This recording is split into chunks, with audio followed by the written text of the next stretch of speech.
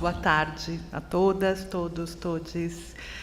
Vamos dar início à nossa última mesa desse evento, desse simpósio, com a mesa Multicartografias das Cidades Musicais Invisíveis, parte 2, agora com a apresentação dos trabalhos das outras duas cidades, portanto, Recife e Rio de Janeiro. Eu vou começar, e já passo a palavra para os nossos palestrantes, agradecendo muito aos dois. E vamos começar com Recife, seguindo, né, a ordem que está aí no programa.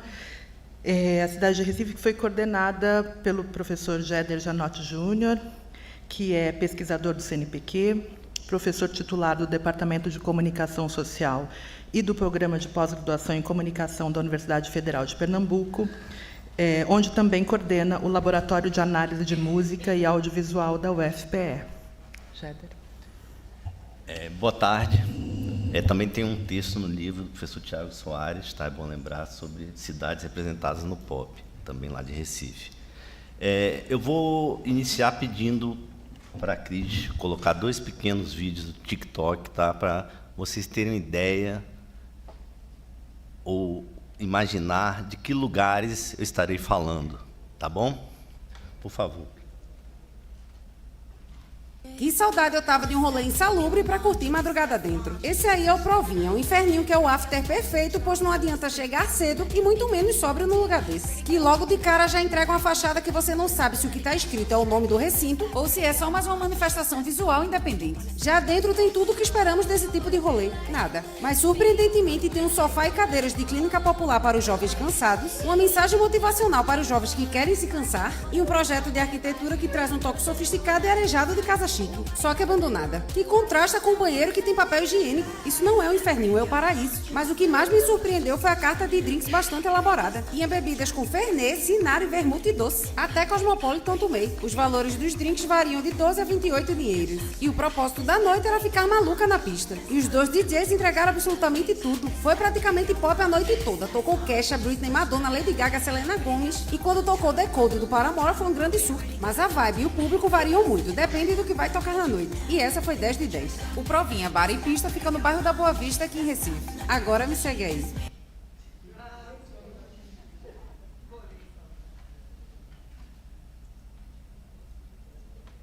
E aí, pessoas, como vocês estão? Eu estou muito bem, olha, vim mostrar o submundo de Recife. Eu conheci esse lugar aí, nomeado Provinha, entendeu? Para fazer aquelas piadas. Onde você vai? Eu tô fazendo uma provinha. E aí eu fui parar, acho que no centro do Recife, onde tinha a bebida realmente regional, que é o axé. Se você vier pra cá, é o axé, que você só vai encontrar aqui, não é pitu, pitu tem no Brasil todo. Eu tomei, estava um tempo sem beber e fui para o espaço. Se liga no conceito dentro aí da provinha, lembra uma espécie de Away House, voltas a redondência, comentem. E aí eu fui parar num bar gótico, trevoso, caótico. Se liga no banheiro do local, lembra muito os Jogos Mortais, não lembro o nome, era perto do Provinha. Outro dia eu dou o nome desse negócio aí, mas se liga. E aí sou eu tirando foto nos Jogos Mortais, porque eu gosto do caos, eu sou assim. Estevão Ferreira. Beijos, abraços.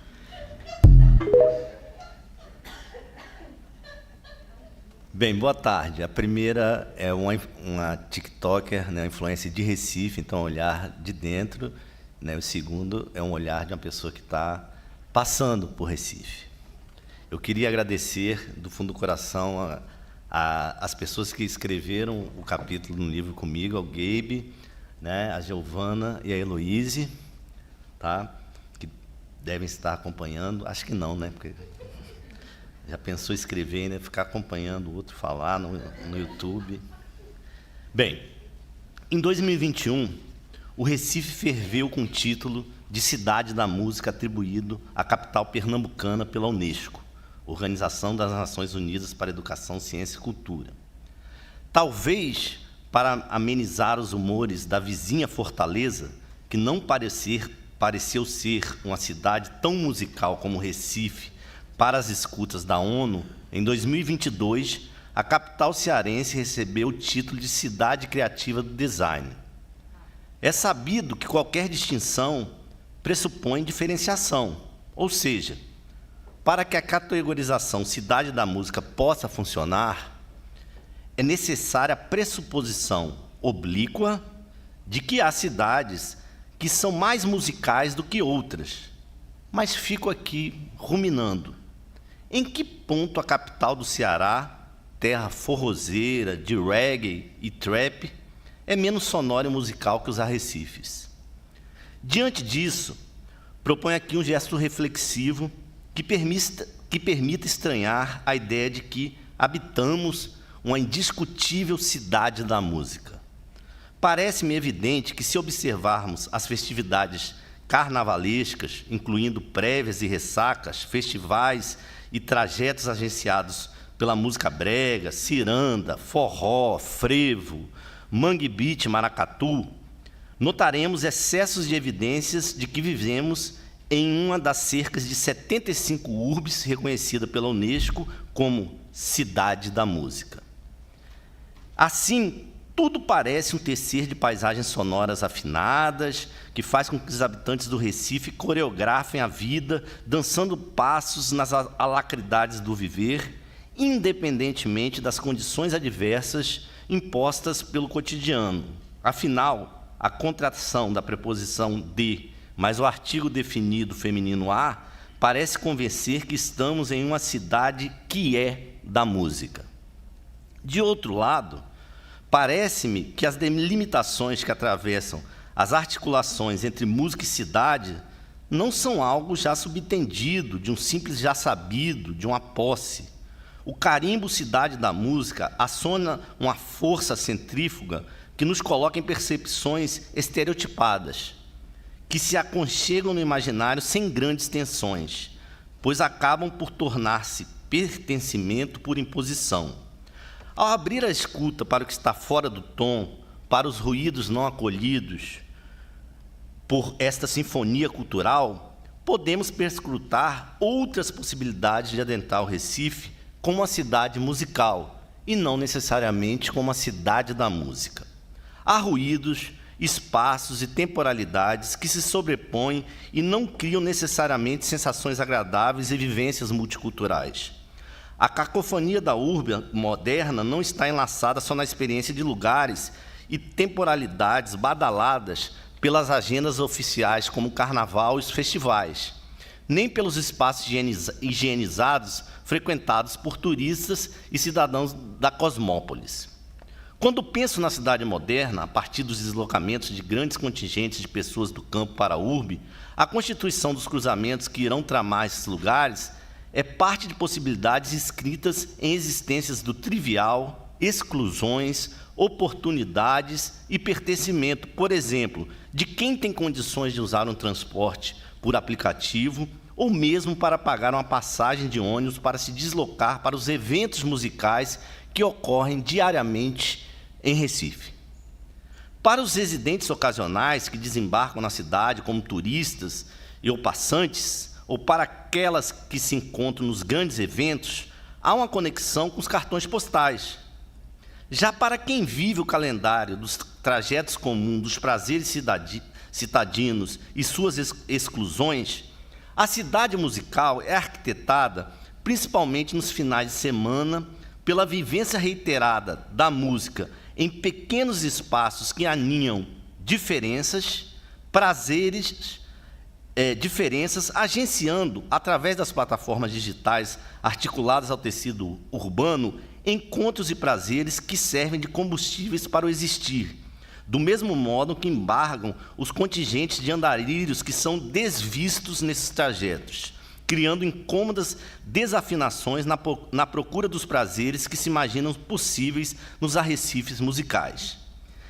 Nesse cenário, é interessante perceber que temporalidades diferentes atravessam uma cidade da música. O tempo do respiro de entretenimento de um final de semana, de uma noite de sexta, para quem reside em Recife, é diferente, mas não necessariamente excludente, do tempo dos feriados festivos e de quem está de passagem pela cidade para gastar tempo de férias. Uma cidade são várias cidades, várias musicalidades e sonoridades formando espaços múltiplos, movimentos que parecem distantes da ideia de afinação que parece estar presente na concepção de cidade musical. Mas antes de achar uma ideia de pouca utilidade ou excessivamente institucionalizada, acredito que sua potência está em possibilitar às pesquisadoras e aos pesquisadores que trabalham com cidade e música a chance de notar como esses conceitos fazem parte de um emaranhado de vivências. Na maioria das vezes, o destaque dado a cartões postais como a Recife do Frevo e do Mangue Beach oblitera práticas musicais como a vivência regular, ao longo do ano, em botecos, rodas e pistas que passam a ser considerados fenômenos descentrados e não dimensionados, apesar de sua importância para o dia a dia musical da cidade do Recife. Minha intenção, então, é apontar que uma cidade da música também se constitui do cotidiano, nas sonoridades que ritmam os prazeres, encontros e desencontros de quem vive a cidade nas dinâmicas musicais que ocorrem de forma rotineira, como no meu adorado Provinha. Não é difícil de perceber que, após o período pandêmico, ocorreu uma série de modulações em relação às vivências nos espaços sonoros musicais situados no centro da cidade do Recife. Se antes ruas e avenidas como a Mamé de Simões e a Conde da Boa Vista eram nódulos centrais para essas vivências, sejam nos esquentas em botecos antes de ir para o show, para a festa, nos finais de semana, hoje essa dinâmica se espraiou de modo radial pela cidade, tornando as cercanias para muitas pessoas um novo núcleo de circulação. Pensando, por exemplo, na Zona Norte de Recife, é possível consumir bandas covers e DJs em bares badalados, como Liamba, na Madalena, Carranca, no Poço da Panela e Downtown Pub, nos Aflitos.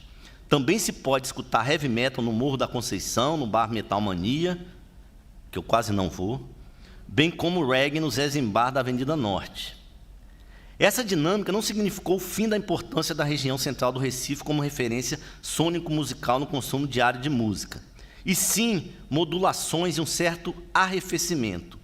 É possível perceber uma pluriversidade de arrecifes musicados, dos mais subterrâneos aos mais populares, dos mais acessíveis aos mais elitizados, na região central da cidade, especialmente em bairros como Boa Vista, Santa Amaro e Recife Antigo, todos bairros que compõem, para quem conhece o Recife, essa parte central. Assim, esse pequeno recorte busca mostrar que esse viver ordinário também é parte do carimbo que estampa Recife como cidade da música. Porque, usualmente, quando a gente fala de cidade da música, a gente está preocupado com aquelas manifestações que estão diante dos holofotes, das agendas oficiais e dos grandes festivais. As vivências no centro da cidade passam por uma certa sensação de segurança oferecida pela junção de diferentes agrupamentos, pessoas e estilos que coabitam o centro do Recife. Por isso, o centro é um lugar de irradiação para outros cantos da urbe, confluência de diversos nichos de cidade, onde o deslocamento é favorecido pela presença de transporte público, ligando esta região a quase todos os rincões da capital pernambucana. Antes da autossuficiência de nódulos de cidade dentro da cidade, com a ampliação do comércio local, das compras online e da emergência dos shopping centers de bairro, o centro era o lugar de encontro do grande número de habitantes da cidade. A perda dessa hegemonia não significou que o centro deixou de ter linhas de transporte públicos, vias e práticas de comércio que ainda perpassam por diferentes corporeidades que transitam por quase toda a cidade. É preciso lembrar que, após um período de decadência, regiões centrais esquecidas pelo poder público em cidades como Recife, Rio de Janeiro e Salvador, voltaram a receber atenção a partir dos processos de gentrificação, requalificação urbana, emergência de polos de cultura, ocupações e lazer, que acabaram por realocar essa região como um ponto significativo de rotinas de vivências musicais. Mas, além do aninhamento, o centro também abriga encontros ruidosos, não tão afinados, como aqueles entre quem está se divertindo e quem mora nas ruas, ou vaga descentrado pelos desvãos dos aglomerados urbanos, entre homens alcoolizados e pessoas em situação de vulnerabilidade, entre contingentes de descolados brancos e pessoas negras vulnerabilizadas que não passam despercebidas quando se pensa nas cacofonias urbanas, ou seja, entre os que cantam, contam e os que não são contados como encantados. Por exemplo, na Rua do Sossego, onde estão localizados dois dos mais descolados inferninhos do centro, conhecido pela presença de músicos, artistas, professores, professoras e discentes universitários, o Iraque, que é aquele que ele não conseguiu nomear, o nome é Iraque, tá? E o Provinha Bar e Pista, que vocês viram bem, que são locais destacados pela música de DJs e ocasionais apresentações de bandas, onde as pistas são inundadas por disco, music, funk, indie rock, pop, reggae, salsa, soul. Nesses espaços, a entrada é anunciada nas plataformas de interação social como gratuita. Mas a gratuidade não é franca, pois o Provinho Iraque possui seguranças na porta que controlam o fluxo do público, evitando a entrada, por exemplo, das inúmeras e dos inúmeros andarilhas que circulam pela região central da cidade, principalmente nos finais de semana. Caminhando em direção à Avenida Boa Vista, avenida referência do centro, local de parada de ônibus para várias localidades da região metropolitana do Recife, é possível se deparar, por exemplo, com 100% Brasil Lounge, na Rua 7 de Setembro, espaços de shows de música brega para artistas que estão despontando com ingressos acessíveis e atrações que se apresentam a partir das 18 horas, horário para quem sai do trabalho e depende de ônibus para voltar para casa.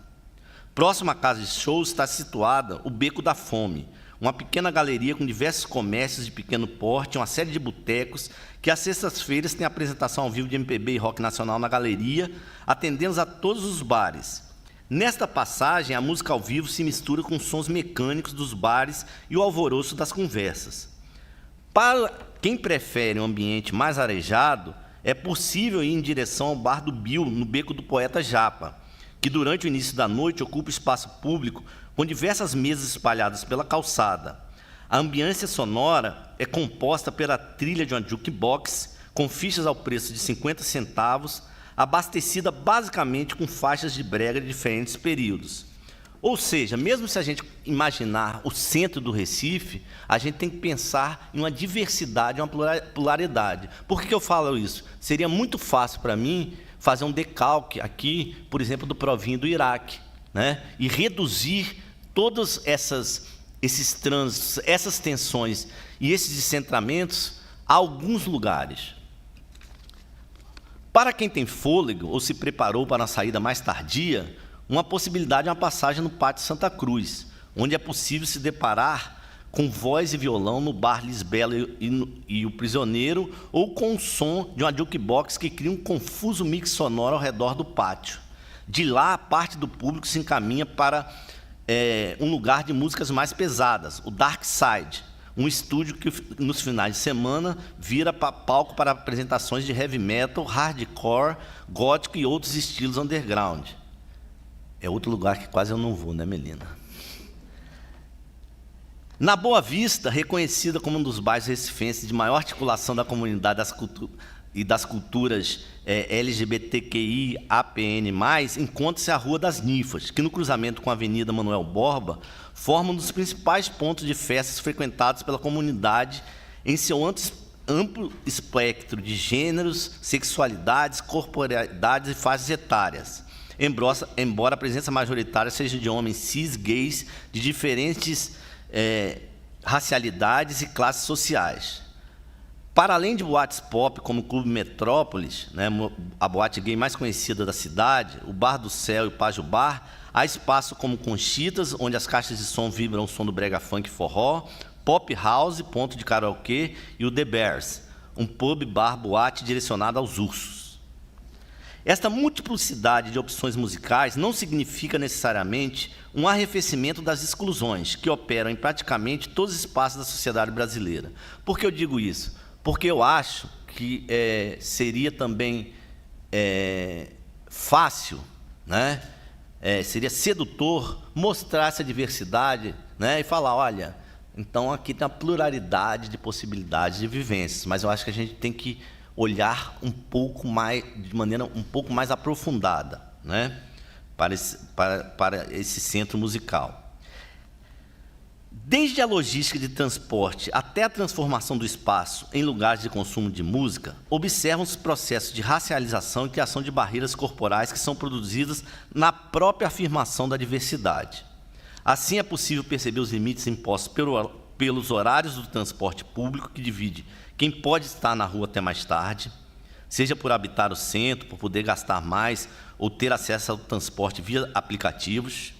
E, somando-se a isso, é importante salientar que as corporeidades que são criadas nas ambiências sonoras do centro da cidade têm como pressuposto corpos que são embarreirados nesses espaços, como, por exemplo, a gratuidade selecionada, que eu já fiz referência, né, que não permite a entrada dos andarilhos, das andarilhas nos inferninhos, que teoricamente são gratuitos, 0800 do centro da cidade, e a divisão entre corpos que circulam sem maiores preocupações, e quem está trabalhando nesses locais, que, como em boa parte das racializações que marcam o Brasil, costumam ser posições ocupadas por pessoas não brancas.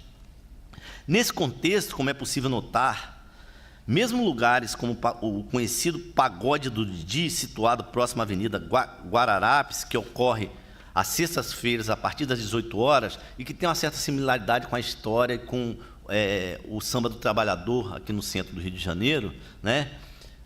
Nota-se uma forte afluência de pessoas negras, né? Mas também se nota a operação da racialização, mostrando de modo explícito que os lugares de agenciamentos de diversidades e convivências distintas não estão de fora desses processos. Pois, se antes o Pagode do Didi, o Bar do Didi, era o centro do consumo de álcool enquanto acontecia a roda, hoje seu Didi divide espaço com uma série de vendedores ambulantes que acabam por complementar as necessidades de consumo do público, já que o antigo bar dificilmente daria conta do volume de participantes que frequentam atualmente o pagode. Por volta das 10h30 da noite, 22h30, o público do local já mudou completamente. Estamos em meio a uma multidão composta por jovens que aparentam ter entre 20 e 35 anos, entre homens e mulheres cis e trans, negros e brancos, negras e brancas, de diversas sexualidades, o que aponta para a transformação do público tradicional da roda, que, além de mais velho, também era em sua maioria heteronormativo. Neste momento, as poucas pessoas do público mais velho que ainda permanecem no pagode estão sentadas em mesas próximas do bar e da roda de samba e parecem mais interessadas em ouvir o repertório dos sambistas do que os mais jovens, que permanecem transitando, cumprimentando amigos mais interessados nos flertes que o ambiente movimentado proporciona, o que também não é nenhum juízo de valor, né? É só uma constatação de uma transformação de foco, de percepção dessa mudança de público. Com isso, não se quer dizer que os trajetos musicais do centro do Recife sejam idênticos a lugares mais elitizados situados na zona norte e zona sul do Recife, e sim que não há como menosprezar a racialidade e a divisão também operada pela questão da sexualidade, das sexualidades, que opera mesmo em lugares ditos plurais e acolhedores. Cabe lembrar que mesmo o alinhamento observado em algum desses espaços significa, ao mesmo tempo, possibilidade de sentir-se mais à vontade como forma de segurança, né? Uma segurança proporcionada pelo próprio grupo. Então, nesse pequeno exercício reflexivo, né, produzido a partir dessa sobreposição de categorizações do Recife como cidade da música e dos trajetos ordinários do consumo de música em alguns pontos do centro da cidade, nota-se que é importante, e aí vale uma autorreflexão como pesquisador, não tomar o dito pelo dado, a saber, uma cidade da música não se faz só de cartões postais e de musicalidades oficiosas. Uma parte que importa desta alcunha é imaginar que, com suas devidas diferenças, toda cidade acaba por ser musical, o que não as torna cidades da música, segundo a Unesco. Outro ponto é que o sustentáculo de cidades que se distinguem pela produção, circulação e consumo de música não pode ser restrito aos estereótipos e gêneros musicais reconhecidos como marcas culturais pelo poder público e pela intelectualidade local, já que habitar uma cidade da música pressupõe vivências em outras ideias de cidades que se juntam aos cartões postais. Por fim, e não menos importante, não há como deixar de lado o fato de que o Recife, como todas as cidades da música, são construtos de cidades dentro de cidade, cujas transformações de espaço em lugares musicais passam por experiências e ambientes comunicacionais complexas, que envolvem aninhamentos e exclusões em que diversas corporeidades constituem narrativas em disputa do que depreendemos como uma cidade da música ou como o Recife. Sabedor de que inúmeras urbes habitam nossas ideias de cidade, criando sobreposições, junções e supressões agrupadas em uma mesma nomenclatura, cabe a nós, pesquisadoras, nos inquietar com o que parece óbvio, já dado e conclusivo, procurando evitar o lugar fácil, do qual a academia adora, que é da síntese e das conclusões afinadas. Então, acredito, e essa é uma prescrição que eu procuro levar comigo hoje, que é importante trazer para o campo reflexivo os ruídos, as impurezas e as desafinações que são parte constitutiva de qualquer cidade da música. Obrigado.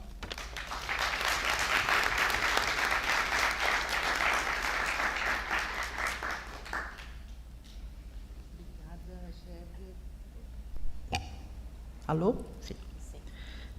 Um minuto para abrir aqui de novo.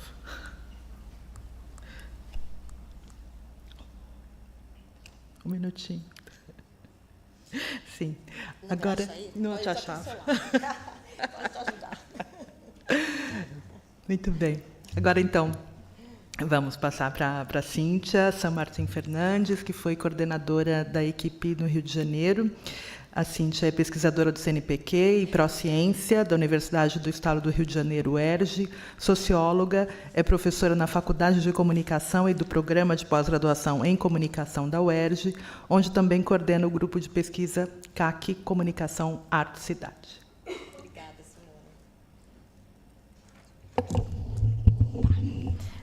Boa tarde a todas, todos e todes. Para mim é uma alegria, estar aqui e, ao mesmo tempo, uma grande responsabilidade em representar toda essa equipe imensa do Rio de Janeiro, que conta aí com muitos pesquisadores. Então, quero agradecer inicialmente os pesquisadores do NEPCOM, do PPG-Com da UFRJ, pela parceria já antiga, nessas aventuras urbanas, ao pessoal do LabCult, do EPG-Com da UF, aos companheiros do CAC, do LABIM, que estão aqui presentes, do PPG-Com da UERJ, e, evidentemente, especialmente aos incansáveis pesquisadores, técnicos, assistentes, meu muito obrigado. Queria agradecer aqui a todo mundo que está trabalhando conosco, podendo realizar aqui o evento, a Casa de Rui Barbosa, mais uma vez, para fazer a transmissão, está sendo transmitido, e o link estará no YouTube da Casa de Rui Barbosa, para quem quiser também perdeu ontem ou quiser repassar para alguém.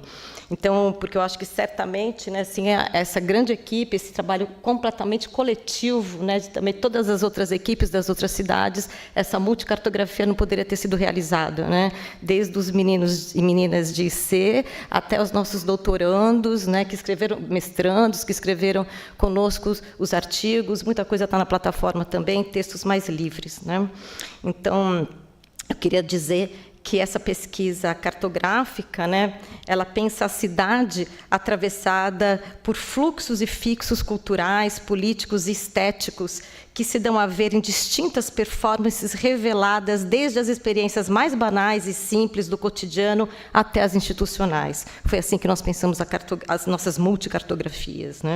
Então, nos últimos 2 anos, nos lançamos em deriva por alguns espaços, pensando a cidade a partir do corpo, ou seja, praticando a corpografia, método de pesquisa inspirado nos dadaístas, surrealistas e situacionistas, com sua proposta psicogeográfica aliada à cartografia das controvérsias de Bruno Latour. Então, essas universidades reunidas partem dessas premissas na forma de se pensar e viver a cidade, experienciar.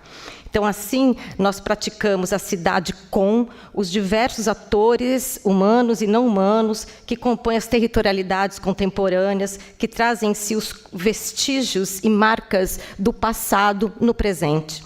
Então, com o corpo atento às presenças sonoro-musicais materializadas nas múltiplas territorialidades aqui pesquisadas, nós realizamos conjuntamente essa multicartografia também do Rio de Janeiro, né? Porque é uma multicartografia das cidades, uma multicartografia da própria cidade. Então, eu quero convidar para iniciar a continuidade, a apresentação aí dos projetos todos aqui implicados no Rio de Janeiro. Eu vou iniciar pela fala de um ator muito, para nós, importante, que vem do Islã. A gente considera a poesia na rua, como ontem Priscila apresentou, né? A poesia na rua também, a poética da rua, que vem também, que está no hip-hop, né? Que está também no rap, que o Islã também tem um papel fundamental de ocupação das ruas e esse som que cria outras ambiências, né, nesses territórios do Rio. Você pode passar para mim, então, a fala de Tom, do Islã das Minas? Viemos, por meio desse manifesto, contar quem somos e dizer que antes de não poder ser, pois imposta pelo julgamento de pessoas, já éramos. Viemos diante das regras das gramáticas, existimos antes da sua colonização, pois somos nação, antes da chegada da que ora se intitula. E aqui hoje nos denominamos aldeia quilombola de escrevivências. Somos aldeia, porque filhas dos povos nativos dessa terra, aqui já estávamos antes da tua escrita chegar. Antes da primeira carta de tua língua julgar nossas belezas, já fazíamos literatura. Somos queer, porque nossos corpos estranhos não seguem teus padrões estéticos, e onde, antes de imporem tuas famílias, tuas medidas, teus cidadãos de bem, tua moral e tua ordem, aqui já estávamos, pois somos a poeira das estrelas, e brilhamos bem antes de tentarem nos reduzir a pó. Não cabemos na estética binária de tua língua normativa, somos cada corpo possível, somos plural, somos quilombo. Quilombo urbano, das resistências literárias, das oralidades griot, das histórias de abás e orixás, da roda ancestral, pois antes do papel somos fogo e palavra, antes da escrita somos dança e risada, antes do medo somos batuque e trovão, somos o desconhecido, o português, o valor antes do capital, somos escrevivência. Pois nossas escritas falam de vidas, de sonhos ressignificados, de povos que recuperaram a estima, o afeto e o reflexo de nossas belezas ao olhar para a margem, e jogamos fora teus espelhos. Nossas cadeiras não são numeradas, pois não precisamos ordenar pessoas. Sentamos todos no solo, ao redor de nossos olhares, pois somos um e nos reconhecemos. E nos reconhecemos pela arte de nossas escrevivências, pela dor dos nossos afetos, pela cura de nossa sabedoria ancestral. Somos o notório saber, a cultura, a arte, a literatura, o slam, o rap, a rima, a roda, o griot. As mais velhas, as mais novas, as estranhas, aquelas que não cabem, as julgadas, as presentes, as invisíveis, as que sempre serão lembradas, as que estavam aqui antes de vocês, as verdadeiras imortais. Dessa forma, por meio desse manifesto, estabelecemos que aqui já estávamos e aqui permaneceremos. E em círculo nos unimos a todas as brasileiras de tua aldeia quilombola de escrevivências. E te convidamos a se reconhecer como nós e agradecer as que vieram antes de nós. Em uma especial saudação àquela que nos fez perceber tudo isso. Gratidão, Conceição Evaristo. Somos as que aqui já estavam antes da sua colonização. Somos, da literatura, a revolução. E a história? Não vou seguir. História. Vou seguir com o Tom, então. Então, o estudo de caso da metrópole do Rio de Janeiro é de grande complexidade, envolve inúmeras cadeias produtivas que atuam de maneira mais ou menos integradas. No setor da música, envolve atividades realizadas nos espaços públicos e privados, naquilo que nós também consideramos híbridos, né? De forma paga e gratuita, por meio de concertos, festas e festivais, com apoio ou sem apoio do Estado. Tendo em vista essa dificuldade em desenvolver um estudo sobre a cidade do Rio de Janeiro como um todo, optou-se nesta nossa multicartografia por analisar, pesquisar, compreender, seguir, estar com, né, o cotidiano das regiões, especialmente portuárias, centro histórico, e aí pensando no centro como bem expandido, né? Aliás, trata-se também de uma localidade, o centro histórico, na qual o poder municipal vem investindo significativamente no início do século XXI como área estratégica icônica do projeto de conversão da cidade em um território criativo. Inicialmente nomeada como Porto Maravilha, consideramos bastante significativo que, durante as obras que antecederam a realização das Olimpíadas no Rio, foi anunciado em 2015 pelo Poder Público Municipal a criação ali de um distrito criativo do Porto. Em 2022, a Prefeitura tenta incrementar o dinamismo local e reverter a sensação de conchas vazias presentes de forma marcante na localidade, atraindo empresas de alta tecnologia, e passa a conceder a redução de ISS para os negócios que se instalarem nessa área, que ela nomeou de Hub Porto Maravilha. Portanto, batizada como Porto Maravilha, depois, finalmente com Porto Maravilha, o que salta aos olhos nesse processo é que o poder público busca induzir o desenvolvimento, é que a gentrificada zona portuária, que teve a sua reforma no início dos anos 2010, inspirada na cidade de Barcelona, quando essa urbe obrigou as Olimpíadas de 92, ainda não alcançou o dinamismo esperado, mas mesmo assim segue ocupando certa centralidade no conjunto das estratégias de marketing territorial que vem sendo implementado até o momento na cidade pelo poder público municipal. Daí, inclusive, a nossa opção em delimitar o estudo empírico nessa localidade, né? Então, tendo recebido grandes investimentos estatais na sua reforma no início do século XXI, a planificada região voltada para essa alta tecnologia da zona portuária vem se consolidando com algumas dificuldades, como um importante polo cultural, então, criativo da cidade. Então, a região abriga hoje vários museus, como todos sabem, mas para quem é de fora, o Museu do Amanhã, o Museu de Arte do Rio e o Museu de História e de Cultura Afro-Brasileira. O Aquarrio, a Roda Gigante do Rio, armazém como a Utopia e Pier Mauá, que organizam feiras, festivais, exposições e eventos culturais relevantes, geralmente ligados a mega-eventos, né, eventos maiores, a macro-eventos.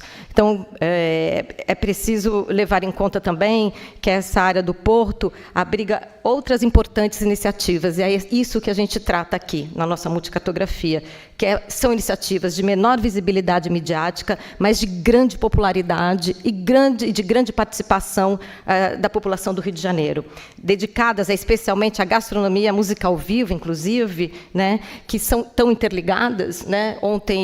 Ontem César falava da questão da comida ligada à música, né? Então você tem todo um circuito também, né? Onde a festa também é o lugar de comer, é o lugar, né, de trazer não só a música, mas também as culturas alimentícias de determinadas das diversidades culturais da cidade, né? E aí, então, nas localidades pesquisadas, são principalmente o Largo da Prainha, a Pedra do Sal, a Praça da Harmonia, né, que depois também a gente vai estender para outra praça, que é a Praça 15. Então, a questão toda, né, que a beleza do Porto, parte da memória, ela contém a memória afro-brasileira local, e o sítio arqueólogo ali instalado, que é o Cais do Valongo, por exemplo, né, ele foi visibilizado pelo próprio Estado, né?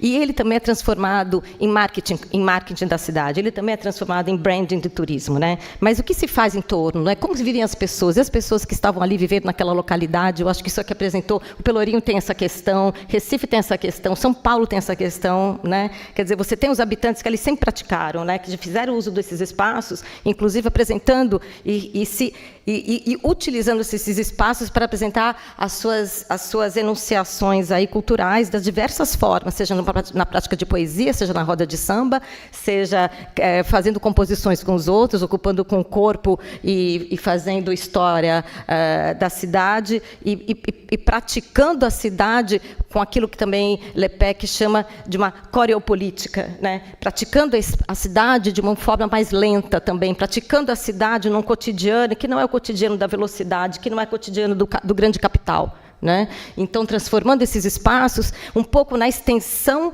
da sua casa, da sua família, daquilo que se faz no próprio cotidiano da sua vida mais banal.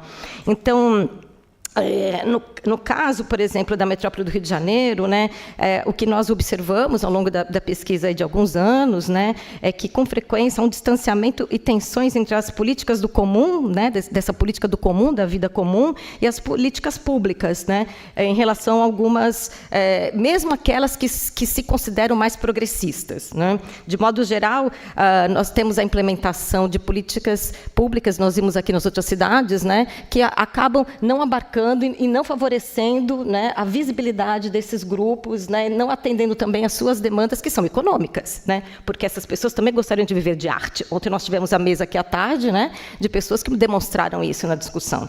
Então, assim, pesquisando, né, as dinâmicas de reagregação dos atores com suas táticas e artes de fazer no cotidiano, constatamos, né, que, enquanto um lugar de reexistência que vem garantindo, né, esses grupos, essas pessoas que habitam esses espaços cotidianamente, transmutando ele, criando outras ambiências, outras territorialidades, né, a gente percebe que há um dinamismo nessas regiões, né.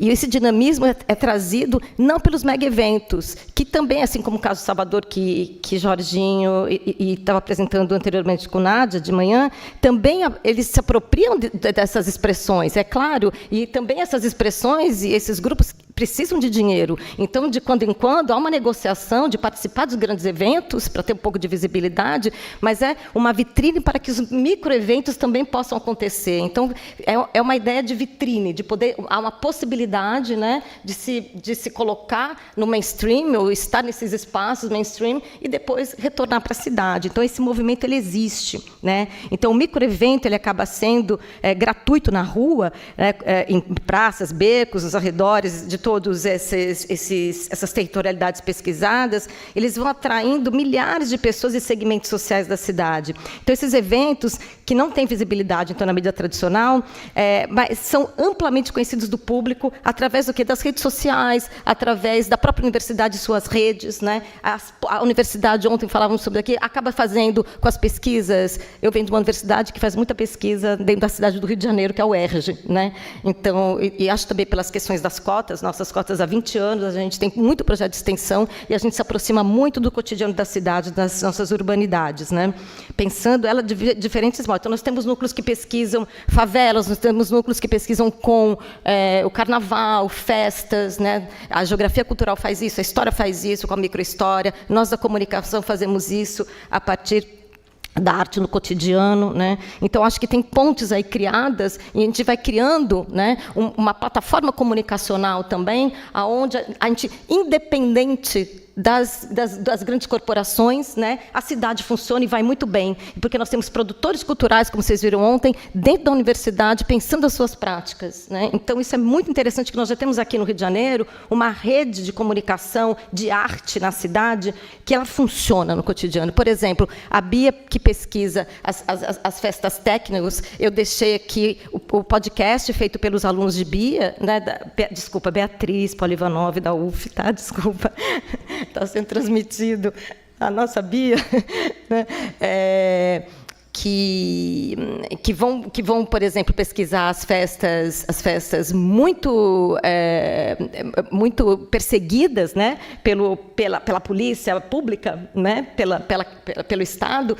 Eles também no centro da cidade, né, quer dizer, acontecem de uma forma muito underground, né, e muito invisível, e querem permanecer na invisibilidade. Então, também nem todos os grupos querem sair da invisibilidade, né, tanto que não tem imagem, a gente tem o som, né, para não localizar no mapa, que foi uma discussão que nós fizemos com Jess Rea, lembram disso, no primeiro workshop? E aqueles grupos que não querem ser visibilizados, né? Então, os grupos que também estão aqui, eu queria dizer isso para vocês, no Rio de Janeiro, que estão na plataforma, são aqueles que permitiram ser gravados, são aqueles que permitiram estar nas imagens aqui apresentadas, né? Eu acho isso muito importante enquanto pesquisadores, né?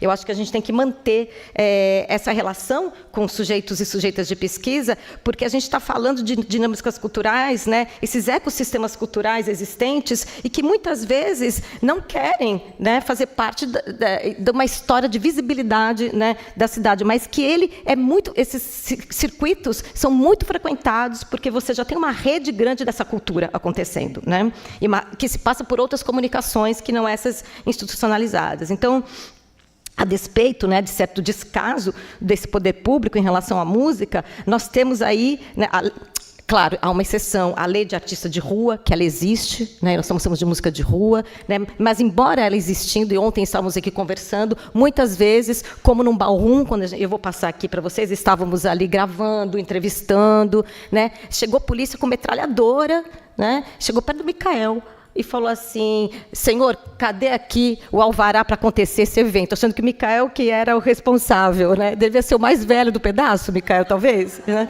Ou considerado por ele, porque todos os jovens, né? Nós, os meninos jovens, né? Na cena urbana, fazendo música na rua, e Micael falou assim para ele: eu não sou responsável, mas eu acho que não tem nenhum problema essas pessoas estarem aqui fazendo esse evento no meio da praça. A praça não é para isso? Né?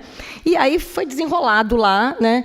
Eu acho que a Dani Balbi estava lá ela veio conversar com os policiais, então rolou uma tensão, né? Os pesquisadores estão aqui, estava todo mundo junto lá, e rolou uma certa tensão, porque eles chegam com uma certa violência do gesto, né? da polícia, mas aconteceu por causa da lei de artista de rua, né? Quer dizer, aí você tem que negociar. Então, o que eu quero mostrar para vocês agora, que nós destacamos em nossa cartografia, o trabalho, então, colaborativo dos atores, que é fundamental, né, para a construção do cotidiano da vida rica sociocultural da cidade. Então, porque ao gentrificar as localidades, impor uma série de dinâmicas de regulação e repressão, como eu estou falando agora, do choque de ordem, outros slogans que a gente conhece, para deixar as famílias de bem tranquilas, né, em diferentes espaços públicos da cidade, o Estado pode estar prejudicando, e muito, de maneira contundente, o funcionamento urbano mais fluido, né, que permite a convivência potente e inclusiva de se realizar mais plenamente no Rio de Janeiro uma cidade que pense, né, a partir daquilo que está sendo performado nas ruas, né, porque na realidade a festa, a música, tudo acontece, né, tudo é usado nessa cultura de rua carioca para colocar aqueles corpos disfóricos, os corpos dissidentes, cada vez mais desde 2015, né, com a Marcha das Vadias, 2016, o golpe de Dilma, né, cada vez mais esses corpos, eles dizem nas entrevistas, né, esse ativismo a partir da música, a música com uma força movente mesmo do cotidiano e com um ato político performático, ela ganhou espaço no Rio de Janeiro, né? Então, é muito interessante notar, né, o que a gente pode perceber nessas práticas culturais, essa espécie, então, de ativismo, como nós já falamos anteriormente, bastante inclusivo, né, e aberto, né? Há grandes diferenças. Eu vou mostrar aqui alguns exemplos, né? Uns permanecem invisíveis, os outros são mais visibilizados. Agora, acho que é muito interessante a gente perceber quando olhar a cartografia, é que esses atores, essas atrizes, né, que estão trazendo para essas artes, para a rua, essas narrativas, esses discursos, né, e essas outras gramáticas corporais, né, eles participam de uma grande rede também de solidariedade entre eles, né? Então, quer dizer, muitas vezes a gente está filmando, vocês vão ver, por exemplo, o Tom, que eu apresentei aqui do Islã das Minas, está lá também junto com o Ballroom, né? Então, quer dizer, há uma rede entre mulheres, LGBTQIA+, e todos aqueles corpos, né, que são mais violentados na cidade, sofrem violência cotidiana. Então, eu acho que eu queria mostrar, Cris, vamos lá, que eu estou contando o tempo aqui também.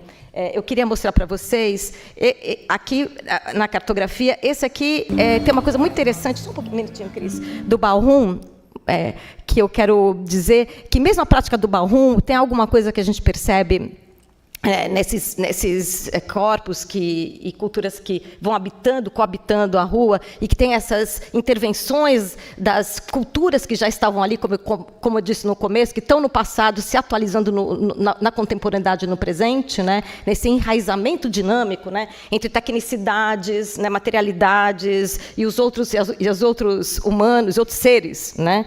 Que estão ali presentes.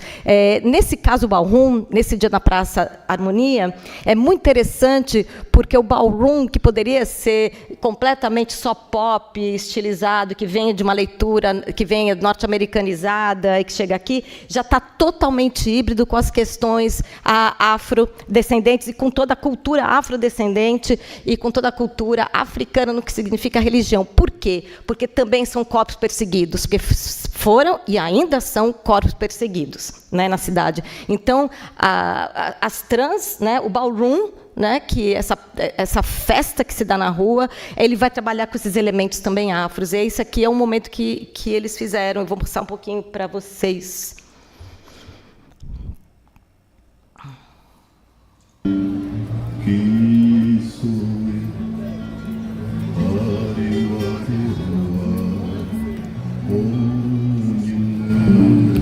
Na rua. Esse som tá na rua, tá? Na rua.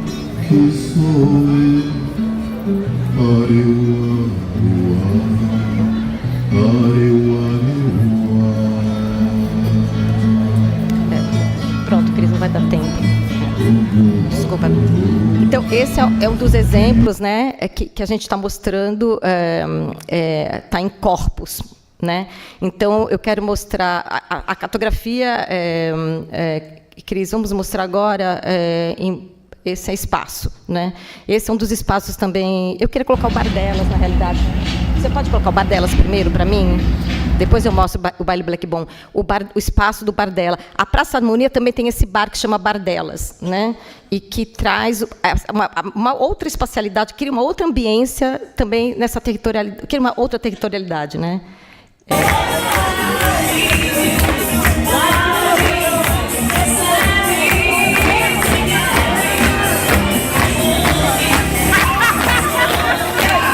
Esse som é o leque.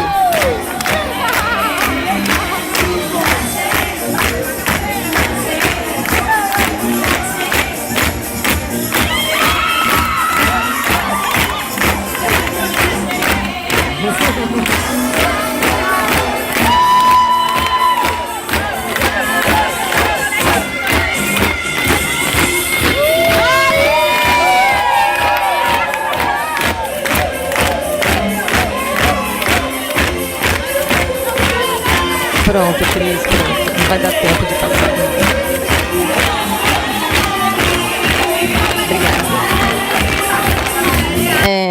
Esse é um espaço, ou seja, na mesma Praça da Harmonia, você tem essa outra ambiência criada também por corpos trans, por mulheres, enfim, para semetizar isso é uma maravilha, né? Eu queria também mostrar para vocês, por exemplo, narrativas, né? Nós consideramos narrativas. Você pode abrir para mim, Cris, narrativas? Nós temos, por exemplo, os podcasts feitos, né, pela UF, e aí nós temos os podcasts, aquele que estava tocando aqui inicialmente, né, do baile charme, nós temos a música techno, nós temos um trabalho que o Felipe Trota, tá ali, Felipe Trota, faz sobre a música e trabalho, né, no ambiente de trabalho. Então, são vários que estão nessas fitinhas que vocês podem assistir. E nós vamos, e também tem, em narrativas, frequentadores e frequentadoras, né, desses espaços.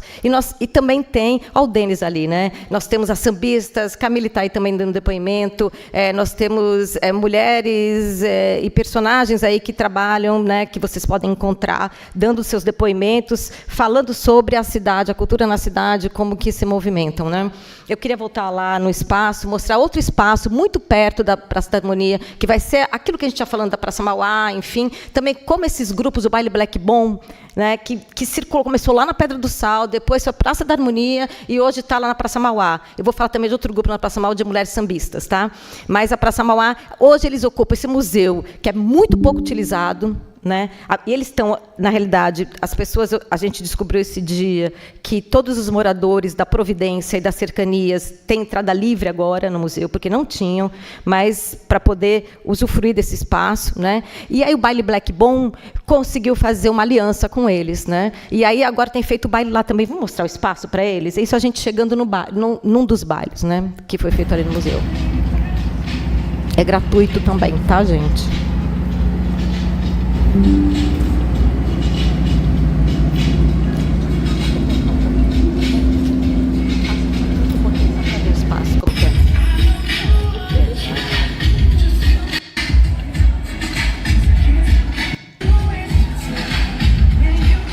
aquele esquema de fazer o baile embaixo do viaduto, né? E aí se coloca as barraquinhas, todo aquele processo que se faz na praça, eles estão ocupando agora também esse espaço, né? E o DJ está lá atrás, né? A gente vai ter outros vídeos aí que vão mostrar, isso. Eu também quero mostrar para vocês, na mesma Praça Mauá, as mulheres, né, que ocupam com samba, que a gente diz muito aqui, porque desde 2016, todo esse movimento feminista, e é muito interessante, estava conversando com o Trota hoje, como a gente também observa no Rio de Janeiro, que o samba hoje, né, as mulheres, elas... Eu apresentei isso em Recife, né, falando, não vou me repetir aqui, mas como você tem todo o movimento feminista que vem, né, com força total, né, primeiro, para tocar um instrumento, porque havia um interdito, um tabu, que a mulher sabe tocar bem instrumento de samba, né? Cantar samba, podia ser intérprete, né? Mas cantar seu próprio samba, Dorina dá essa, né, entrevista para nós, mas aí são 2 grupos de mulheres que se unem nesse dia, né, que vão fazer a paródia daquele samba que virou símbolo na época, em 2017, né, que é aquela música Mulheres, tudo bem? Né, do Martinho da Vila com o... Obrigada. E aí, Silvia e Doralice Beleza Universal, Doralice Beleza Universal, vão fazer essa paródia, né? E aí, bota um trechinho só, porque é o encontro delas cantando uma grande festa. Você que se baste, meu bem amor, assim quero longe de mim. Sou mulher, sou dona do meu corpo e da minha vontade. Mulher que diz que poder ou liberdade. Sou tudo que um dia eu sonhei pra mim. Puxa pra mim. Nós somos mulheres de todas as cores, de várias idades, de muitos amores. Temos de cantar para você, de nossa suave.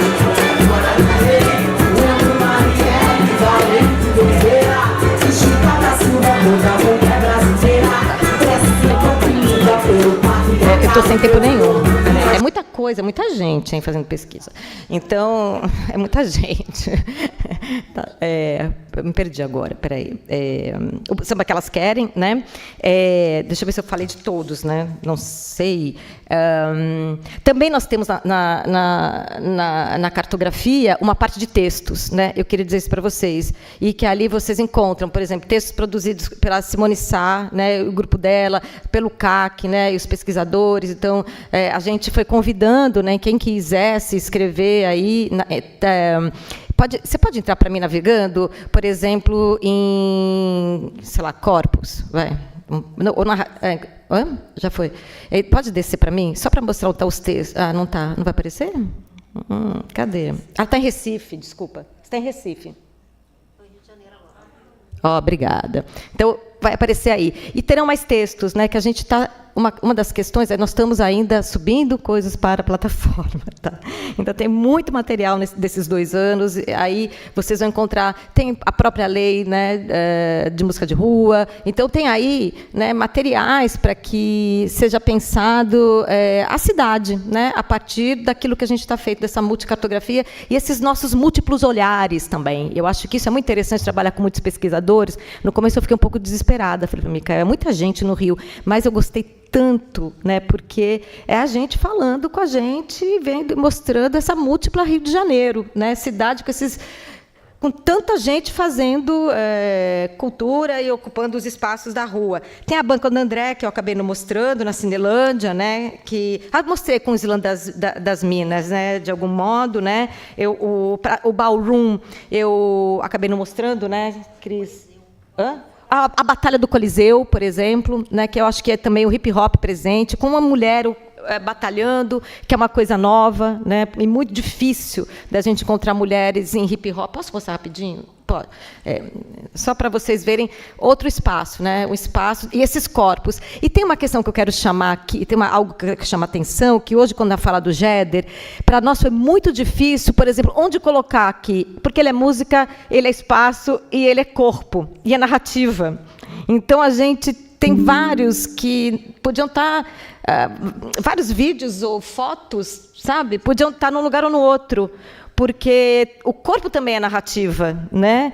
E você não precisa dar um depoimento, né? Como o som é narrativa, a gente colocou em narrativa o som. É uma narrativa da cidade, né?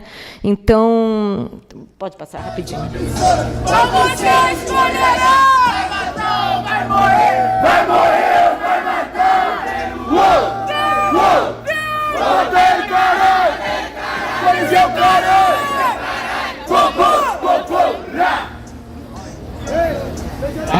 E mais em 3, 2, 1, Esse é meu sonho, desde moleque, participando da seletiva. Sou confiante, sou bem potente, sempre tive a iniciativa. Nunca liguei pra moleque que acha que hoje eu vou abaixar minha cabeça. Faço meu rap, não importa nessa vida o que mesmo que aconteça. Chego na tua disposição para atacar MC que é adversário. Só que não adianta, quem tá na minha frente nunca é extraordinário. Nunca vai ser diferente, pra mim nunca vai ser inconsequente. Eu faço tudo, eu faço meu verso porque minha mente é lá na frente. Eu tenho o neocórtex preparado, eu sei que minha mente é superior. Nunca vou ligar pro cara que acha que vai ficar ao seu dispor. Faço isso aqui, tenho constância, tenho toda a minha sabedoria, tenho domínio, faço hip hop e domino minha essência de cria. A essência de cria. E tem também na Praça 15 o jazz, né? Que vocês podem lá ver, que não vai dar tempo de eu passar. Então, eu acho que já me perdi toda, olha só, fiquei mexendo, né? Em termos de conclusões, considerações, mas não tem conclusão nenhuma, né? Só aberturas e perguntas e questões, e, né, eu acho que a gente não termina, né? Acho que Simone falou isso um pouco, ontem César tinha falado, né? A gente vai seguindo os atores, né? E vai entrando nas controvérsias das territorialidades, né? E fazendo com eles também, né, a cidade, e aí a gente vai, na realidade, pensando que todas essas manifestações estéticas e políticas, né, elas vão construindo todas essas territorialidades sônicos musicais, como a gente vem trabalhando, que alternam continuamente o ritmo urbano, né? Quer dizer, há um ritmo da urbanidade, há um ritmo, pensando em Lefebvre mesmo, né? A questão do ritmo, quando ele escreve, né? Ressignificando o cotidiano, o imaginário dessa cidade, em certa medida as relações entre os atores no espaço urbano, né? Principalmente quando esses estão presentes nas áreas públicas das localidades. Então, o que se buscou, né, destacar aqui, com toda essa efervescência dessa cidade, né, é que essa cidade que é incorporada, né, apenas perifericamente no cartão postal, como Rio de Janeiro, né, ela gravita em torno de microeventos de rua, organizados principalmente por coletivos artísticos que atuam de forma recorrente e significativa nessa trama.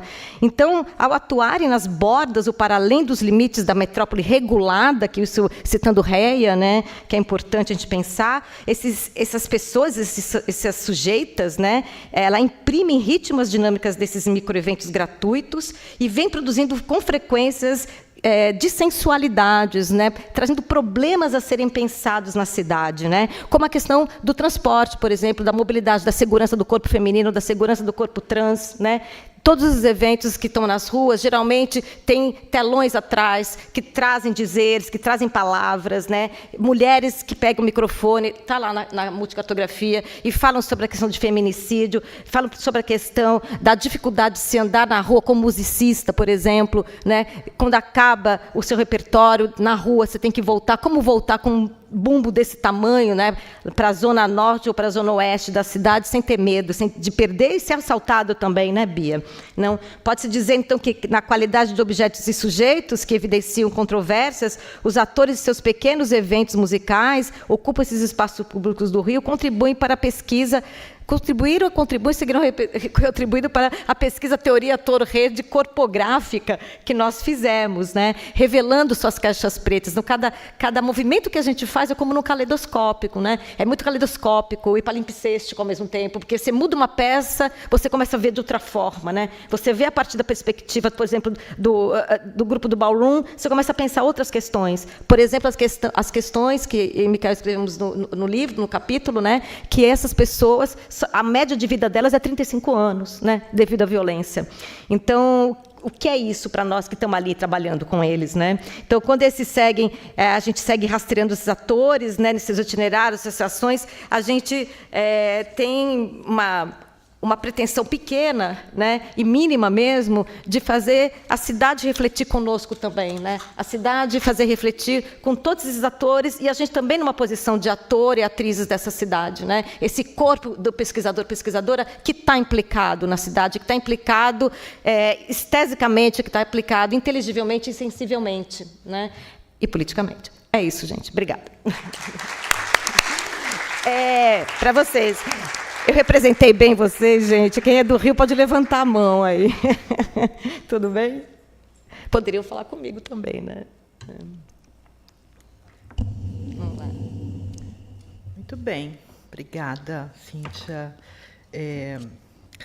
Essas duas falas agora de tarde fazem a gente pensar em mais uma série de coisas que vem acompanhando a gente desde que a gente começou a pesquisa, nos workshops apareciam, nas reuniões, e que agora vocês trazem como um caleidoscópio, mudando uma coisinha e trazendo outros olhares possíveis, né? Mas eu não vou fazer perguntas para vocês, eu queria destacar 2 ou 3 coisinhas aqui. O quanto foi aparecendo, claro, em todo o trabalho, mas agora nessas 2 falas dessa mesa, uma dinâmica, né, que nesse trabalho, que permeia, que atravessa todo esse trabalho, que é entre eu não estou entendendo minha própria letra, tá? Mas entre visibilidade e invisibilidade, né? E o quanto é feliz essa ideia de colocar o in entre parênteses do lado do visíveis para pensar exatamente essa dinâmica. Então, essa é uma delas. Outra, luminosidade e opacidade. Me achei aqui na minha própria anotação, né? O quanto, e aí acho que os 2 trouxeram com muita clareza essa questão de existe a cidade do cartão postal, essa cidade musical do cartão postal, do cartão sonoro, mas o quanto também tem essas outras que a intenção da pesquisa é mostrar, fazer medir, pensar sobre ela e pensar na potência que elas têm.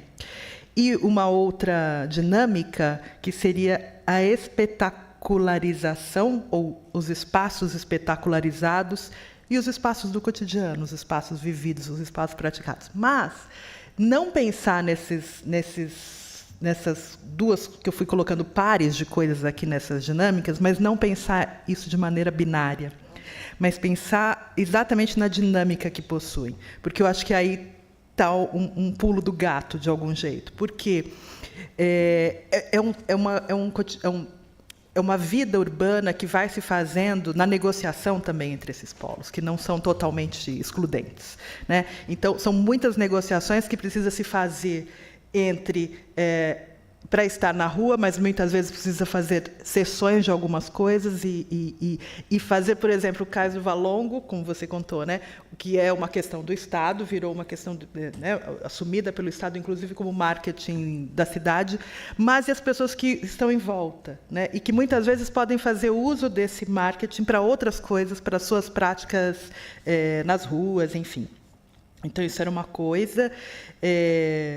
E aí achei muito interessante, Géder, que eu fiquei pensando nas 2 narrativas do TikTok que você trouxe no começo, o quanto já me despertou aqui outras possibilidades de pensar, de pesquisar e tal, que é essa coisa de essa cidade narrada, contada, construída a partir de uma narrativa das pessoas no TikTok, por exemplo, entre outros lugares, mas no TikTok. Eu me lembrei de um trabalho que eu vi na Argentina, de um pessoal de San Juan, que eles fazem, bom, com a pandemia, com as coisas muito online e tal, eles começaram a ver que muitos jovens da cidade estavam fazendo vídeos no TikTok sobre uma parte lá que chama Eixo Monumental, alguma coisa assim, narrando a cidade, né? E isso virou um projeto de pesquisa, né? Como essa cidade de San Juan, na Argentina, estava sendo... E aí a ideia é interessante, porque é mais do que narrada ou representada, é como que essa cidade é construída. Tem uma construção de cidade, não é não é mera, representação nunca é mera, mas não é apenas representação. É uma construção de cidade que se dá ali, né? E é interessante que você trouxe uma narrativa que é de alguém local e outra de alguém que está passando pela cidade, né? E o quanto isso, essa cidade, esses lugares vão se colocando. E eu fico pensando, e vou abrir em seguida, não são perguntas, tá? São só questões para a gente continuar pensando. Se algum de vocês quiser pegar o embalo e continuar, tudo bem, mas não... o quanto eu conversava com a Tereza no almoço, o quanto o nosso papel de pesquisadores também, ao criar essa plataforma, ao criar esses arquipélagos, né? Porque pegar coisas que aparentemente em muitos olhares não teriam conexão e perceber conexões, perceber associações, perceber redes ali entre espaços, entre as cidades e dentro da própria cidade. E o nosso papel, portanto, de produtores de algum jeito, né? O quanto, Tereza me falava no almoço, o quanto isso pode gerar daqui para frente, por exemplo, um festival. Vamos pensar. Um festival, por exemplo, que agrupe que apresente esses grupos das várias cidades. Um dos entrevistados em São Paulo, da cena latina, me perguntava: que interessante, eu expliquei a pesquisa mais geral, o que era a plataforma 4 que legal, e não dá para pensar uma coisa de uma rede latina entre essas 4 cidades? Né? Acho que eu até comentei isso numa reunião nossa. Quer dizer, não sei se nós vamos fazer isso, não é essa a questão, mas o fato de essa rede em potencialidade estar sendo pensada, pelo menos por eles, né? O quanto isso pode servir ou não. Mas, enfim, eu vou abrir para as perguntas, comentários. Vamos lá, Jorge. E Géder, Cíntia, obrigado pela apresentação, parabéns. Eu acho que minha pergunta vai nesse sentido que Simone traz em relação a essa, talvez, preferência que Géder teve por fazer uma apresentação mais, assim, eu diria, narrando, né, uma noite que começa no centro de Recife e vai pelos espaços, e a de Cíntia de mostrar, de fato, os materiais com muitos filmes, né? Porque eu fiquei pensando na questão exatamente da narrativa, né?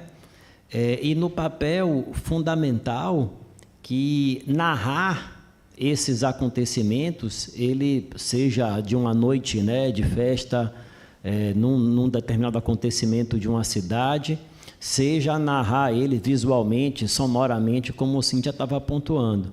Então, fiquei pensando assim, de novo, talvez, num autor assim que a gente não tenha usado tanto, eu acho, no decorrer da pesquisa, mas que é o Walter Benjamin, a ideia de narrar de novo, né? E Cíntia diga, claro, deriva, tem tudo a ver, né? Mas, enfim, queria deixar aqui um pouco essa reflexão também, assim, né?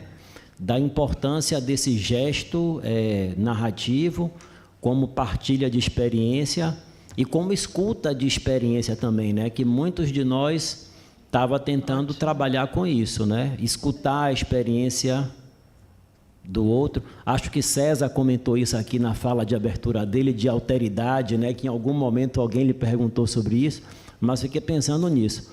Escutar essas experiências, seja da TikToker, né, da cena recifense, seja do TikToker que estava passando, e são modos de narrar que dão a ver rastros dessa experiência diferente com esses espaços, né? Então, enfim, uma provocação.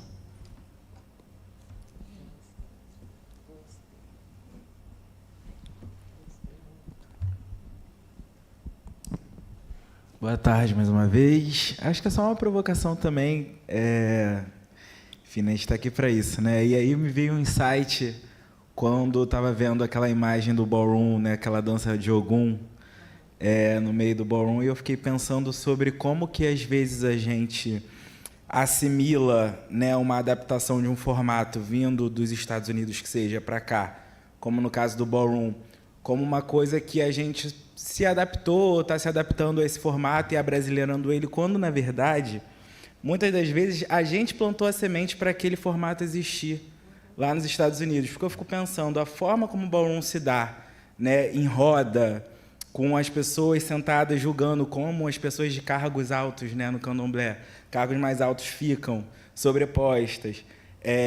Na prática do voguing, onde dois numa batalha não podem se encostar, muito similar à capoeira, a dança da capoeira, né, onde eles não podem se encostar. Então, a gente tem uma presença latina, brasileira e de pessoas do Caribe que também praticam, né, candomblé, enfim, e outras variações, lá também em Nova York, nos Estados Unidos, muito numerosa. Então, até que ponto a gente está adaptando, né, ou pegando ou importando esses formatos, ou eles já estavam aqui e só foram formatados, assim como as empresas de minério vêm aqui, retiram minério, fabricam carro e devolvem para a gente pronto.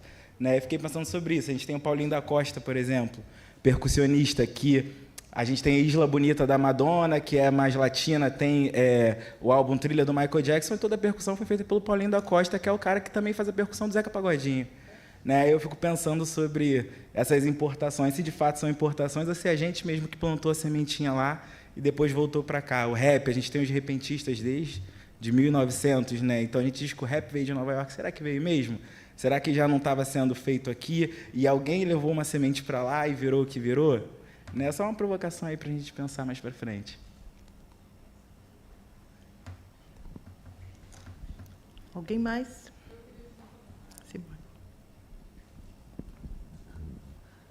Bom, queridos e queridas, eu acho incrível, né? Eu sou suspeita para falar, mas eu acho incrível, assim, olhando esse painel e a quantidade de coisas que a gente tem para pensar, né? E os materiais que nos provocam, etc, etc. É papo para muita conversa. Mas eu queria só fazer também não é uma pergunta exatamente, mas uma evocação, né, a uma categoria que o Vinícius tem usado até mais do que eu, mas que está me interessando bastante, que é a categoria de ritmo. Né? Quer dizer, eu fiquei pensando muito no trabalho de vocês, em especial nos vídeos que o Jéder mostrou aí, dos tiktokers, né? Mas também, quer dizer, em todas as narrativas, quer dizer, juntando um pouco com o que Jorginho falou, né? Eu acho que tem uma dimensão que é muito também legal, uma categoria que está me interessando, né, e que o trabalho de vocês evoca, que é a noção de ritmos da cidade e de ritmos de narrar a cidade. Né? Quer dizer, tem aí uma pluralidade, uma multivocalidade rítmica, né, que eu acho que me inspirou bastante, assim, nessas, em especial nas duas apresentações agora. Só queria comentar isso. Mas parabéns pela apresentação, muito, muito legal, bom ver esse painel. Vamos fechar essas 13, vocês comentam e depois abrimos mais, se for o caso. Querem comentar? Sim, por favor. Bem, muito obrigado pelas provocações. Eu acho que elas que nos incitam a ir à frente, né?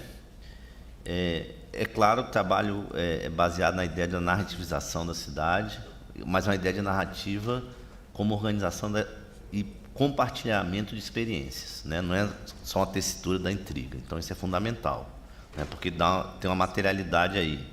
E eu concordo, Jorge, eu acho que a gente não está estudando nesse caso, não está percebendo como essas narrativas são organizadas. Eu acho que a gente está propondo narrativas, inclusive, e essas narrativas, como modos de organizar e partilhar a experiência, elas propõem mundos. E, ao propor mundos, ela propõe modos de habitá-los. Então, acho que todas essas narrativas, por exemplo, de um certo modo de circular pelo centro de Recife, que é um mapa compartilhado por várias pessoas, né? Ela, na verdade, nos propõe um mundo, uma ideia de cidade e uma possibilidade de habitá-la com todas as suas contradições e com todos os seus problemas, né? Aí eu acho que, como pesquisador, o gesto teórico reflexivo é justamente desnaturalizar um pouco dessa própria narrativa que eu também habito, tá? Eu acho que esse que é o nosso gesto, e aí eu acho que é a nossa contribuição, né? Desnaturalizá-la e perceber, já respondendo à provocação da Simone, na verdade eu acho que trata-se de uma polirritmia, tá?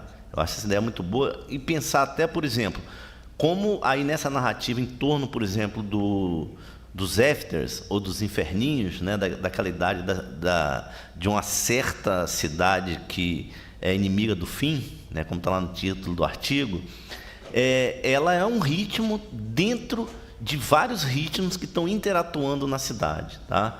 E aí eu acho que, para reverberar isso, é interessante, isso é uma coisa que tem me marcado muito, a gente tem que pensar em temporalidades distintas atuando ao mesmo tempo. Tá? Eu tenho efetivamente tentando evitar ao máximo essa ideia, né, aquela gramática que a gente internaliza, por exemplo, conclusão, síntese, né, conclua. Porque eu acho que o nosso momento agora é efetivamente deixar as arestas abertas. Por isso que eu acho que a gente tem que pensar em temporalidades distintas que estão atuando ao mesmo tempo. Eu acho essa ideia do que o Vinícius vem trabalhando muito boa, né? Tem a noção de ritmo-análise, né? Mas eu acho que a gente pode pensar efetivamente de polirritmias e evitar, talvez, pensar que os nossos trabalhos sejam um ritmo hegemônico, que ele se sobreponha e invisibilize outros ritmos que estão atuando ao mesmo tempo. Tá? E aí eu acredito que uma questão para a gente pensar é a questão da escalabilidade, né? Porque o que a gente vê acontecer é assim, existe uma técnica de diversidade, mas tem também uma base de escala global, mas tem também a não escalabilidade. Então, você pensa, por exemplo, na questão de como, por exemplo, o autotunes, a partir do próprio trap, chega ao Brasil, né? E é uma característica do trap em nível global. Mas aí, quando você vê o modo como o funk se apropria do autotunes, né? O modo como dialoga com o trap, né? E aí o modo como em Salvador, né? Eu acho que foi... eu não me lembro quem efetivamente falou, não sei se foi Nádia e Jorge, né? Mas, por exemplo, se você começa a pensar essas dinâmicas, a gente tem que pensar justamente nessas relações. Então, acho que aí, inclusive, de dinâmicas culturais que estão atuando de maneira diferente, extensivas, excludentes, muitas vezes, em um mesmo fenômeno, né? Ao mesmo tempo. Desculpa, Simone. Então, Jorginho, obrigado os três aí pelas provocações, né? Jorge, acho que ele está com a gente, né? Não tem jeito. Eu sou muito, na realidade penso assim, né? Eu gosto muito da ideia de pensar sempre a partir de quando Benjamin encontra o surrealismo, né? E acho muito interessante a partir daí. E gosto muito das constelações de sentidos que a gente pode montar e a montagem. Gosto muito de passagem. Quase ninguém... Eu gosto do texto passagem, que é um texto inconcluso, né? Muitos acadêmicos consideram um texto não finalizado, né? Mas, para mim, aquilo assim, é uma experiência... Porque o corpo dele está ali presente também, de uma forma... Não, toda escrita tem corpo, mas ele também está ali de uma forma de fazer essas montagens, né? Então, a gente tem pensado lá no CAC, né, com doutorandos, mestrandos, né, em trabalhar muito essa ideia a partir de Benjamin da montagem. Como que a gente vai falar da cidade? A partir, inclusive, já também falando do ritmo, né, que Simone colocou, ritmo-imagem, né, Simone?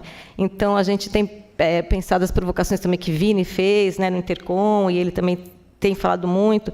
Então, esses encontros e confluências de diversas imagens, de diversos ritmos, que aqui eu coloquei, por exemplo, né? Quer dizer, e quando eu falo, eu não sei onde encaixar, porque não tem categoria que encaixe. Isso é muito legal da gente, como pesquisador, né, se abrir para isso, né? Ver que nenhuma categoria dá conta, às vezes, né, da polifonia, da polirritmia, enfim, performance, que não é uma coisa só.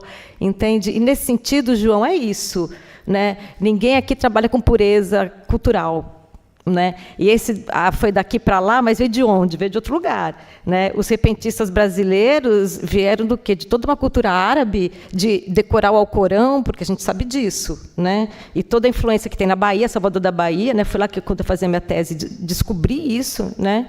Quer dizer, essa prática de decorar o Alcorão vieram com os negros escravizados, né?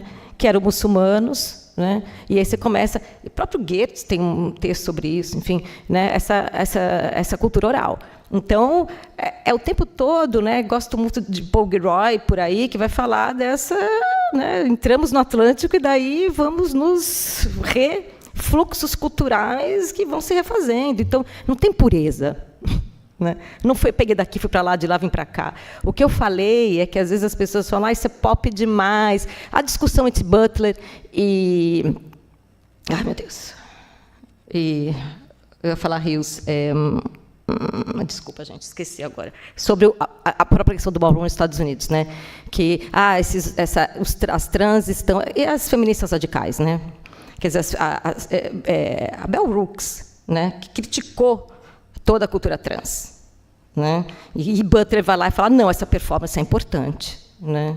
Por mais que Bell Hooks ache que ela está reproduzindo o mercado, mas esses corpos de latinos, de negros, Butler foi na defesa. E por isso que em corpos que importam, ela vai na defesa das trans e dos trans nova-iorquinos.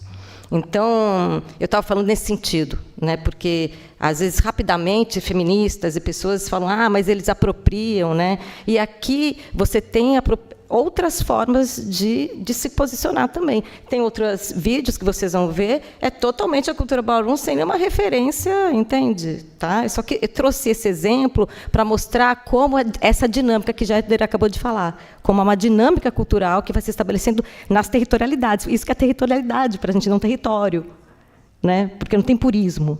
Entende? Há diálogos, aberturas. Então, o cotidiano é feito de aberturas, de enlaçamentos de pensamentos que pensam pensamentos, de enlaçamentos que vão acontecendo. E como ontem foi dado aqui, né, na simpoiese entre todas as espécies, humanas, não humanas, né, que vão se fazendo no cotidiano. Então, quando a gente vai para a rua, né, eu sou uma mulher da rua, como eu disse ontem, né, e só consigo pensar na rua, eu não penso em outro lugar, senão na rua. É lá que eu tenho as minhas maiores ideias, seja andando, pedalando, correndo, sentada, parada, né, olhando, fazendo observância da vida, que eu adoro.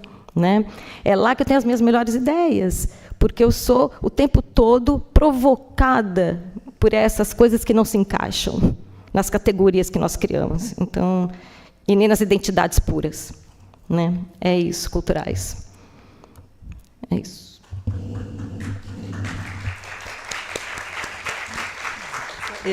A gente, infelizmente... Ai, não dá não. Tem mais uma? Então vai. Não, então só vai. se der tempo, gente. Não, vai lá, vai lá.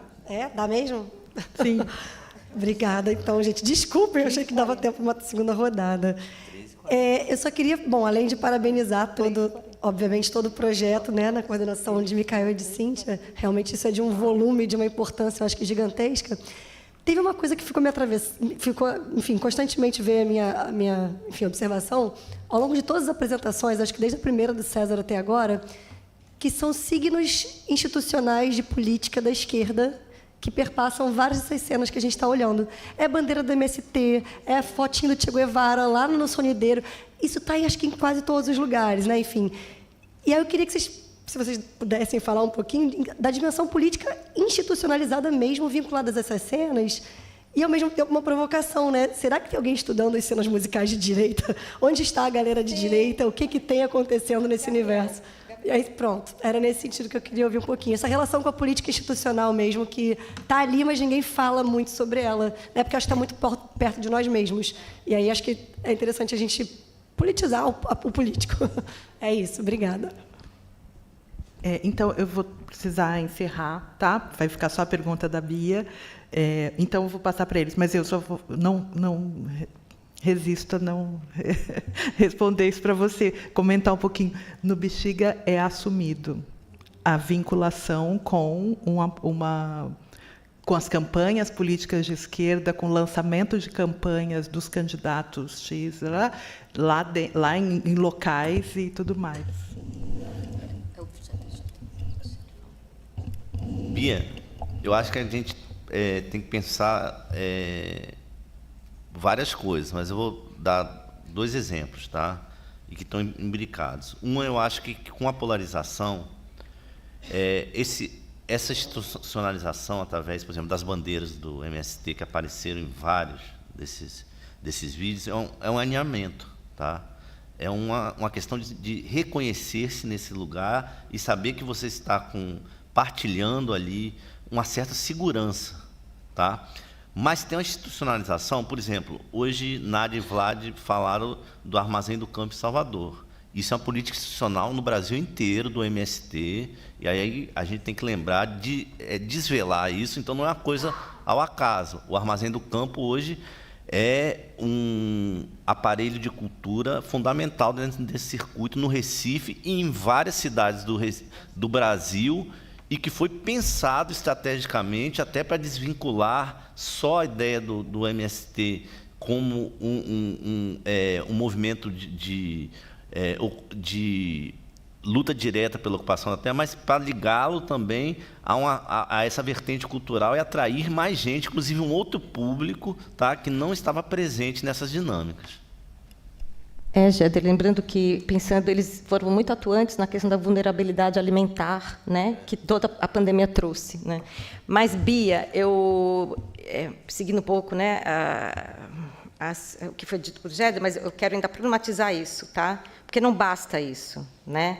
E aí uma das questões que eu fico me pensando, e até tive uma discussão em sala de aula aí, né, bastante com os estudantes, né, é a esquerda, mas não dá para dizer a esquerda, então está tudo bem, né? Então a gente tem que ter um pensamento continuar fazendo a interseccionalidade, entende? Quer dizer, porque não é à toa que eu coloquei o hip hop, coloquei uma menina, né? Vocês viram aquele espaço, a grande maioria homens, né? São pretos, são pobres, mas são machistas, né? Então, o slam, por exemplo, das minas, elas começam porque as meninas que faziam hip hop passaram a se sentir num ambiente tóxico, né? Sujeitas a falas que elas se sentiam humilhadas, e elas se retiram e vão começar. Umas vão criar sua própria roda feminista e as outras vão fazer slam, né? Não é isso, Dani? A Dani que estuda slam. Vão fazer rodas para se sentir seguras. Aí sim é a questão de segurança. Então, não basta dizer é de esquerda. A gente tem que continuar fazendo interseccionalidade. Eu acho que a gente cair nisso também não é bacana, sabe? Eu acho que... E aí? Né? O que se faz ali? Né? A gente tem que seguir com um problema, fazendo a cartografia das controvérsias de uma forma lenta, né? Para compreender esses processos, entende? Então, não tem resposta. Acho que a gente segue e tem que estudar mais. O que significa ser de esquerda também.